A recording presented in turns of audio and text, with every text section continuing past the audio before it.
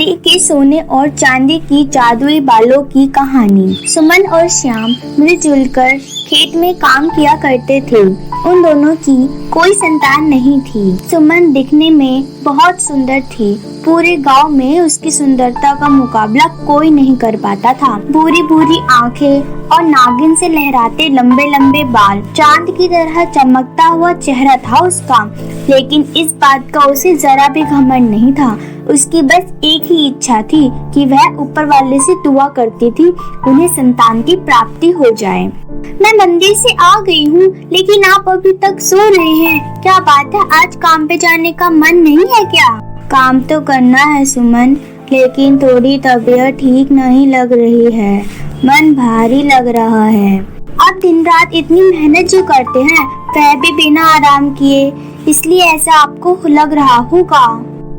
आज आप आराम कीजिए, मैं अकेले ही काम कर लूंगी। सुमन कुल्हाड़ी लेकर खेत में काम करने पहुंच जाती है और खेतों में काम करने लगती है। आज तो बहुत तेज धूप है। हे भगवान, अभी तो जमीन पर आधी भी जुताई नहीं हो पाई है। हमारे पास बैल या गाय होती तो यह कितना आसान होता। बहुत देर काम करने के बाद सुमन बहुत बुरी तरह थक जाती है, इसीलिए वह पेड़ पर बैठकर आराम करने लगती है। मौसम में अचानक बदलाव होता है। लगा अभी तो बहुत तेज धूप हो रही थी, लेकिन अभी यहाँ वर्षा के काले बादल कहाँ से उमड़ आए। खैर, मेरे लिए तो अच्छा ही है, धूप से बचाव हुआ मेरा। मौसम का लुत्फ उठा रही सुमन अपने ऊपर मंडराते साये से बेखबर थी। आसमान में एक राक्षसी उड़ रही थी। वह दिखने में बहुत ही ज्यादा भयंकर थी। यही कारण था कि वह कभी इंसानी रूप लेकर धरती पर नहीं रहती थी, क्योंकि इंसानी रूप में भी वह बहुत बदसूरत दिखती थी। कभी कभी तो लोग उसे इंसानी रूप में भी राक्षस कह देते थे। आसमान में उड़ते समय उसकी नजर खेत में मेहनत काम कर रही एक सुमन पर पड़ जाती है, इसलिए उस पेड़ के ऊपर बैठकर सुमन को देखने लगती है, जिस पेड़ के नीचे वह आराम कर रही थी। यह स्त्री तो बहुत अप्सरा जान पड़ती है। मैंने आज तक इतनी सुंदर नहीं देखी और मेहनती भी। क्या होगा जब मैं इस सुंदरता को चुरा लूंगी, उसके बाद मैं भी सुंदर हो जाऊंगी। हा हा हा हा। रात हो जाती है और घर वापस जाने का समय हो जाता है।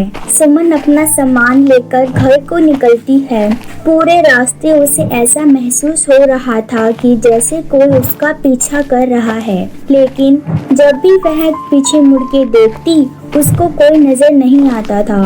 जैसे तैसे करके घबराए हुए वह घर पहुंचती है। आ गई, देखो मैंने तुम्हारे लिए भी खाना बना दिया है। अरे वाह, खुशबू तो बहुत अच्छी आ रही है। और आपकी तबीयत ठीक हो गई अब? हाँ, मैं बिल्कुल ठीक हूँ। मुझे कुछ बात करनी थी तुमसे। आज मुखिया जी घर पर आए थे। अरे वाह, मुखिया जी आए थे, क्या कहा उन्होंने? उन्होंने कहा कि कल सुबह मुझे 4 लोगों के साथ शहर जाना होगा। विदेश से उनके कुछ खास मेहमान आए हुए हैं, तो उन्हीं की शून शौकत के लिए शहर जाकर कुछ सामान लाना होगा। इस काम के लिए वह मुझे पैसे भी देंगे। सवेरे जाऊंगा तो परसों सवेरे तक आ जाऊंगा। मुझे एक रात शहर में ही रुकना पड़ेगा।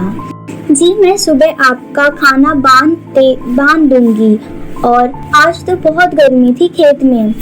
खाना खाने के बाद सुमन और श्याम चैन की नींद सो जाते हैं, लेकिन सुमन को अभी भी यह महसूस हो रहा था कि जैसे उसके आसपास कोई है। अगली सुबह श्याम शहर को निकल पड़ता है और सुमन फिर खेत में काम करने चली जाती है। रात हो जाती है। इस रात सुमन घर पर बिल्कुल अकेली थी और फिर उसे डर सता रहा था। पहले तो कभी नहीं हुआ ऐसा, फिर मुझे आज ही क्यों अजीब सा लग रहा है डर। जैसे तैसे करके सुमन को थोड़ी देर बाद नींद आ जाती है। सुमन के सोने के बाद उस राक्षसी का आगमन होता है और वह सुमन के सारे बाल ले लेती है। सुमन को दर्द का आभास होता है, इसलिए वह उठ जाती है। नींद खुलने के बाद वह अपने सामने साक्षात राक्षसी को देखकर बहुत तेज चिल्लाती है। कौन हो तुम? क्यों आई हो यहाँ पे? क्या कर रही हो? इतना जोर से मत चिल्लाओ, इतना जोर मत डालो अपने प्यारे से दिमाग पर। मैं यूं ही रोज रात को आकर तुम्हारी सारी चीजें तुमसे छीन लूंगी, तो तुम्हारी तरह ही खूबसूरत दिखूंगी।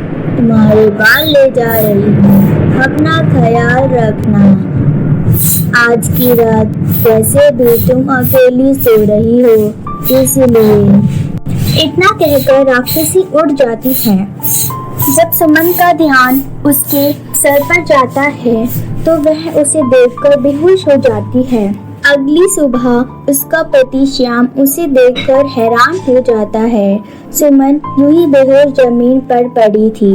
श्याम उसे उठाकर पलंग पर लेटाता है। थोड़ी देर बाद सुमन को होश आ जाता है। वह डरी और सहमी श्याम को बताती है, ए जी, मुझे बहुत डर लग रहा है। वह आज रात को भी आएगी, फिर मुझसे कोई सुंदर चीज छीन लेगी। कुछ नहीं होगा सुमन, मैं तुम्हारे साथ हूँ। जैसे जैसे रात हो रही थी, सुमन का डर गहरा होता जा रहा था। श्याम सुमन के सर पर बैठा बैठा उसके सर को सहला रहा था। थोड़ी देर बाद सुमन को नींद आ जाती है।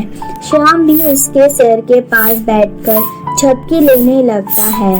दोनों के सो जाने के बाद राक्षसी भी वहां पहुंचती है और सुमन के दोनों सुंदर पैर काट लेती है।